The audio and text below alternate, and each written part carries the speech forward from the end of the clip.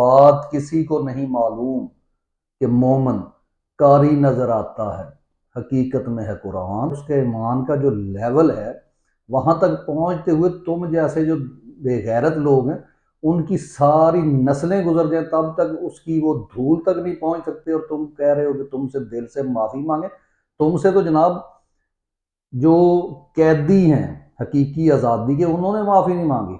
हाँ, अगर तुम्हारे जुल्म के आगे वो टूट भी जाए तो फिर भी वो बज़ाहिर कुछ कह तो सकता है लेकिन वो तुम्हारे साथ खड़ा नहीं होगा। जिसकी बहुत सारी मिसाल जो बढ़ चढ़ के बयान आप उसके बाद दे रहे हैं, ये हमेशा से यही लोग थे। ये जो आपके साथ सुहेल वड़ाइज किस्म का ये लोग जनाब, कि जब से ये कायनात बनी है और जब तक ये कायनात कायम रहेगी तब तक इसमें शर और अच्छाई दोनों मौजूद हैं। हाँ,